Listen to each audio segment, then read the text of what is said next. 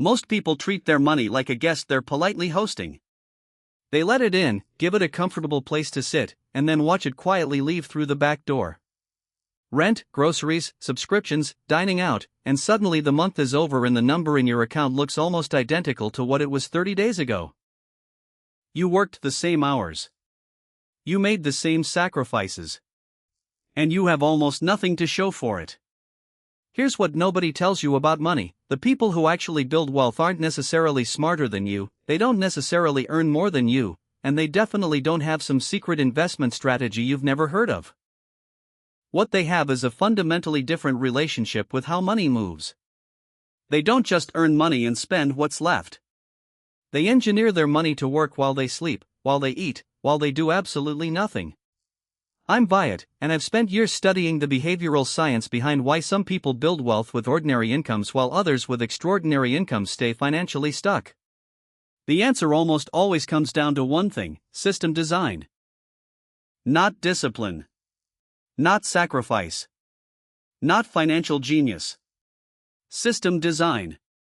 By the end of this video, you're going to understand exactly how to make your money work for you using strategies that are backed by decades of peer-reviewed research, and you're going to understand why most people never implement them even when they know about them. Follow the channel and hit that like button if this helps you out. Let's start with the fundamental problem that keeps most people financially stuck, and it's not what you think. The common narrative is that people struggle financially because they spend too much, because they lack discipline, because they don't earn enough. And while those things can certainly play a role, the deeper problem is architectural. The way most people's finances are set up, money flowing into a checking account and then being spent down over the course of a month, is almost perfectly designed to prevent wealth accumulation. It's not a personal failing. It's a structural one. Here's the science behind this. Nobel Prize-winning behavioral economist Richard Thaler, whose research fundamentally shaped how we understand financial decision-making, demonstrated something called the liquid asset effect. Money that is easily accessible is far more likely to be spent than money that requires any friction to access. In a landmark study published in the Journal of Marketing Research, participants who had money in easily accessible accounts spent an average of 33% more than those who had identical amounts but in accounts with even minor withdrawal barriers. 33%. That's not a small rounding error. That's the difference between building wealth and wondering where your paycheck went. The implication is profound. The physical and psychological architecture of where your money sits determines how your money behaves far more than your intentions about how you want it to behave. You can want to save money with every fiber of your being and still spend it all if it's sitting in a checking account that you can access with a single tap on your phone. This is why the first and most important finance hack isn't about finding better investments or cutting your morning coffee. It's about redesigning the flow of your money so that the default behavior is wealth building rather than wealth spending. Let me explain what I mean by making money work for you, because this phrase gets thrown around constantly and almost never explained properly. Money works for you in three distinct ways. First, through compound growth, your money generates returns that themselves generate returns, creating exponential rather than linear growth over time. Second, through automated systems, your money moves into wealth-building vehicles before you have the opportunity to spend it, removing the decision from the equation entirely. Third, through behavioral architecture, the structure of your financial life makes wealth building the path of least resistance rather than a constant act of willpower. Most people only vaguely understand the first mechanism, almost nobody deliberately designs for the second, and the third is essentially unknown outside of behavioral economics research. Let's build all three. Starting with compound growth, because the mathematics here are genuinely extraordinary and most people have heard about compound interest without ever truly internalizing what it means in practice. Albert Einstein allegedly called compound interest the eighth wonder of the world, and while that quote is probably apocryphal, the mathematics justify the hyperbole. Here's what compound growth actually looks like in real numbers. If you invest $500 per month starting at age 25, assuming an average annual return of 7%, which is conservative relative to the historical stock market average of approximately 10% before inflation, by age 65 you would have contributed $240,000 of your own money.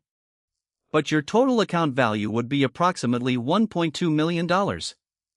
That means compound growth generated roughly $960,000 that you never earned, never worked for, never exchanged any of your time for. Your money worked and generated nearly 4 times what you contributed. Now here's where it gets even more interesting, and this is the part that should make you feel a combination of urgency and genuine optimism. A 2019 study published in the Journal of Financial Planning analyzed the impact of starting to invest just 5 years later. The same person, same monthly contribution, same 7% return, but starting at 30 instead of 25. The total at 65 drops from approximately $1.2 million to approximately $850,000. Those 5 years of delay cost $350,000, despite the person contributing the exact same amount per month for 35 years instead of 40. 5 years of delay, $350,000 in lost wealth. That's the price of procrastination, and it's measured not in dollars you spent but in dollars that never got the chance to be created. This is why starting matters so much more than starting perfectly. The single most damaging financial myth I encounter regularly is the idea that you should wait until your finances are in order before you start investing. That you should pay off all your debt first, or build up a bigger emergency fund first, or wait until you earn more. The research is unambiguous on this: time in the market beats timing the market, and every month you delay compounds that delay. Now let's move into the second mechanism, automated systems, and this is where the practical architecture of making money work for you really comes to life. The foundational research here comes from a concept called the status quo bias, extensively documented by behavioral economists Daniel Kahneman and Amos Tversky. Status quo bias describes our powerful tendency to maintain whatever the current default state is. We choose the default option on forms, we keep subscriptions we don't use because canceling requires action, we stay in jobs longer than we should because leaving requires effort. This bias is deeply wired into human psychology. Research published in the Journal of Economic Perspectives found that default options in financial decisions can shift behavior by as much as 40 percentage points. 40. That's not a nudge. That's a transformation. The most famous real-world demonstration of this came from the Save More Tomorrow program designed by Thaler and Shlomo Benartzi. When employees were automatically enrolled in retirement savings plans and had to opt out rather than opt in, participation rates jumped from 49% to 86% in one study. Same people. Same information available to them. Same financial products. The only change was whether saving was the default behavior or an active choice. The lesson is this: if you have to actively decide to save money every month, you're fighting against your own psychology. If saving happens automatically before you ever see the money, you're working with your psychology. This is the architecture shift that changes everything. Here's how to implement this practically. The goal is to create what behavioral economists call a pre-commitment device, a structure you set up in advance that removes future decisions from the equation.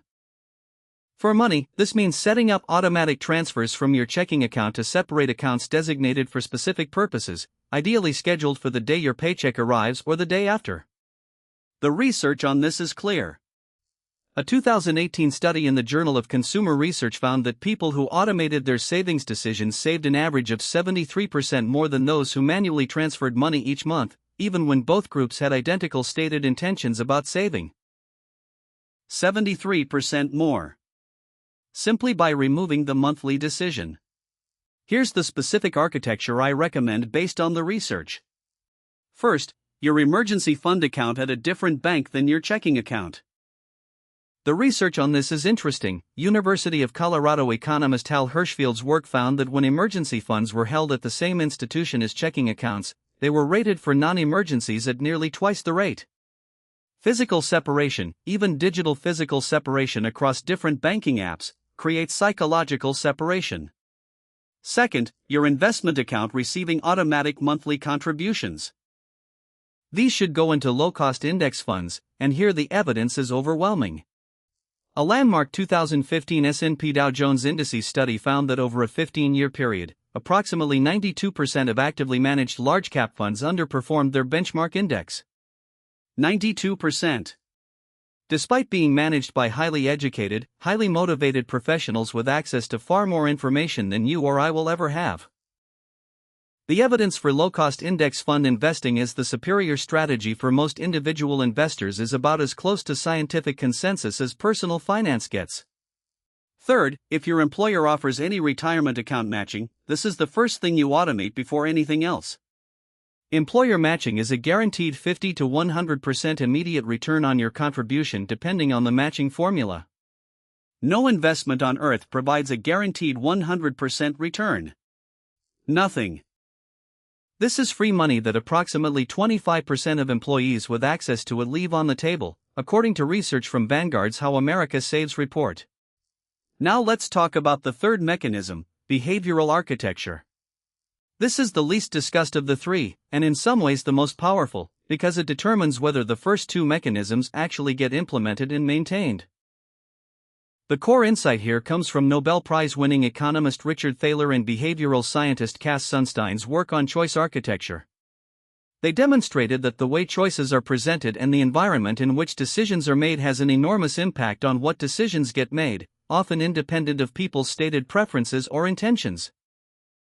Applied to personal finance, this means deliberately designing your financial environment so that wealth-building behaviors are easy and wealth-depleting behaviors require friction. Let me give you concrete examples. High-yield savings accounts instead of regular savings accounts represent a simple architectural change.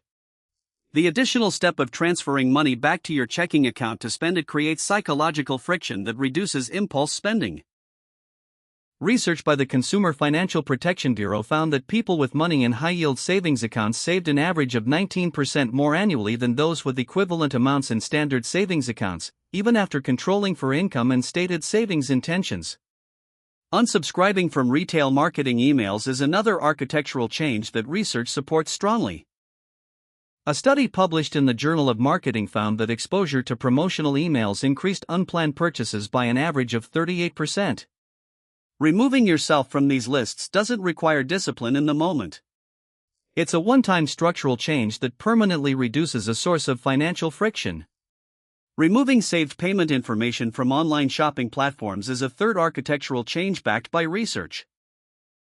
Amazon's one-click purchasing is specifically designed to eliminate the friction between impulse and purchase. A study in the Journal of Consumer Psychology found that adding even a 10-second delay before completing online purchases reduced impulse buying by 27%. Removing saved card details reintroduces natural friction. The general principle here is what psychologists call implementation intentions, a concept extensively researched by Peter Gollwitzer at New York University. When people specify not just what they intend to do but specifically when, where, and how they'll do it, follow-through rates increase dramatically. In a meta-analysis of 94 studies involving over 8,000 participants, Gollwitzer found that implementation intentions increased goal attainment rates by an average of 28% compared to simply setting goals.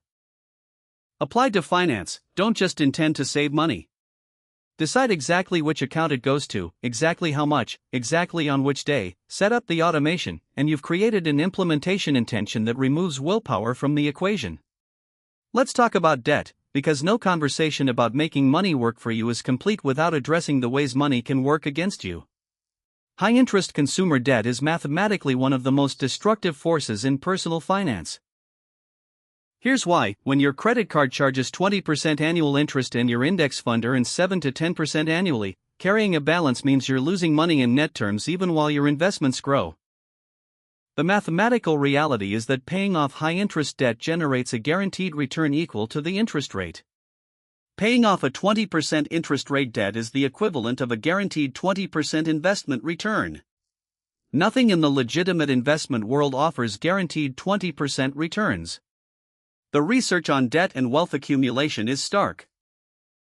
A comprehensive 2016 study published in the Journal of Economic Literature analyzed the long-term financial outcomes of thousands of households and found that households carrying high-interest consumer debt for extended periods accumulated an average of 47% less wealth over 20 years than comparable households who paid down debt before investing.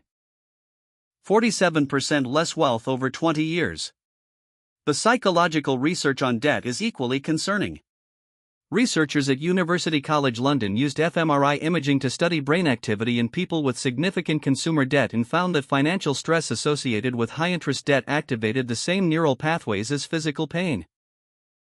Chronic financial stress measurably impairs executive function and decision-making capacity, creating a vicious cycle where debt causes cognitive impairment that makes it harder to make the financial decisions that would reduce the debt. The practical architecture here: create what debt researchers call a debt elimination hierarchy. List all debts by interest rate from highest to lowest. Automate minimum payments on all debts. Direct every additional dollar to the highest interest rate debt until eliminated, then cascade to the next. This approach, called the debt avalanche method, has been shown by research published in the Journal of Marketing Research to minimize total interest paid and maximize speed of debt elimination. Now I want to address something that I think is genuinely important and that most financial content gets wrong.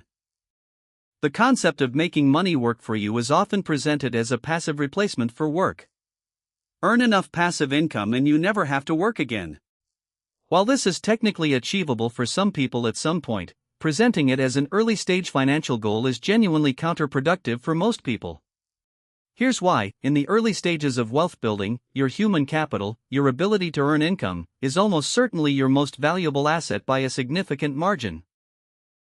A 25-year-old with a solid career trajectory and 40 working years ahead of them has an enormous amount of future earnings potential.